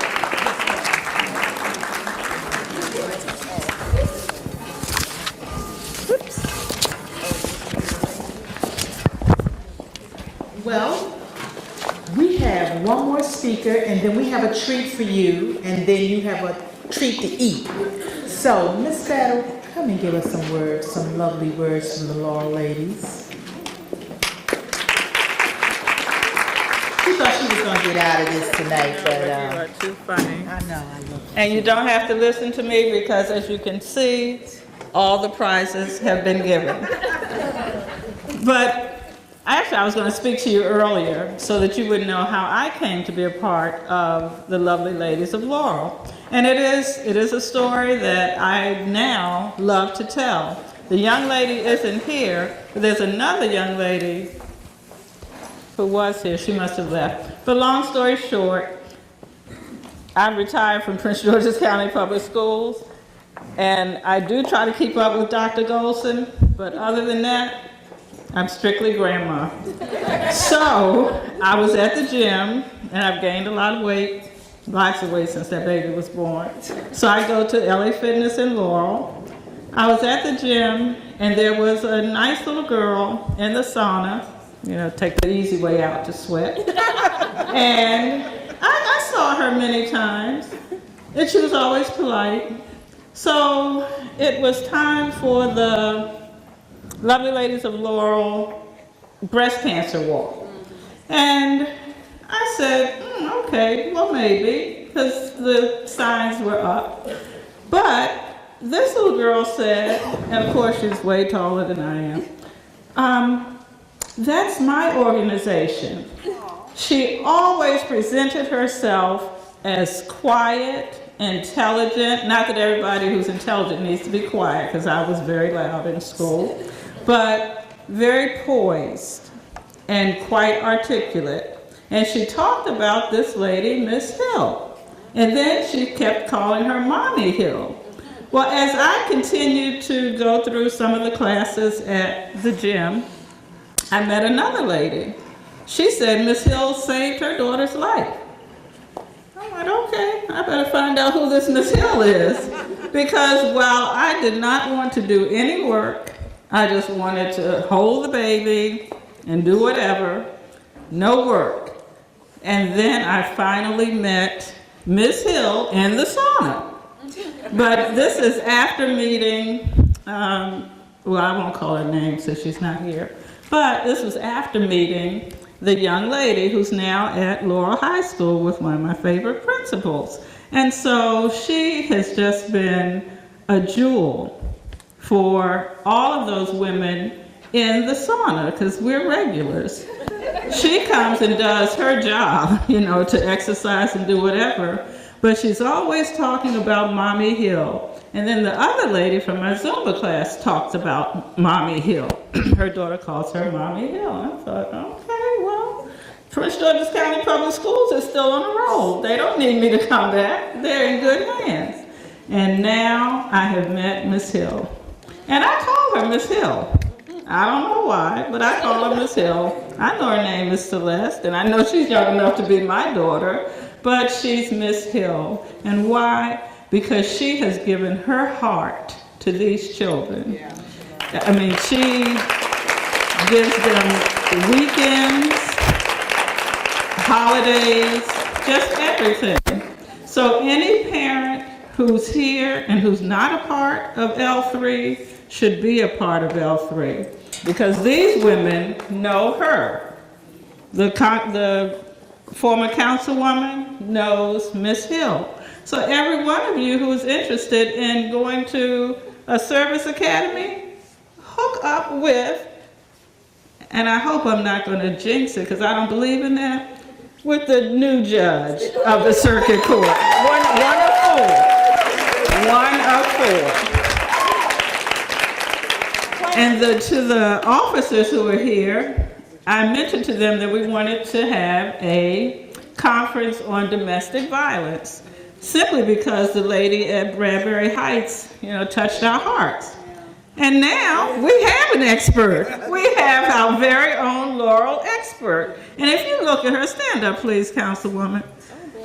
I mean, just look at her. She's a vision of beauty. A vision of beauty. So all of us are connected. We're all connected through Miss Hill. And as I tell you, that girl who sat in that sauna as almost a picture of poise and dignity at her early age, she's going to come out of Eisenhower just like Miss Audrey Barnes, who, you know, just a lovely lady who was on television when I was an older viewer. See, I know her work from Channel 9, but she is invested in the lovely ladies of Laurel. Whenever something is going on, she ensures that her staff is available to at least take notes, if not to videotape. So it's just a wonderful feeling to be a part of the lovely ladies of Laurel.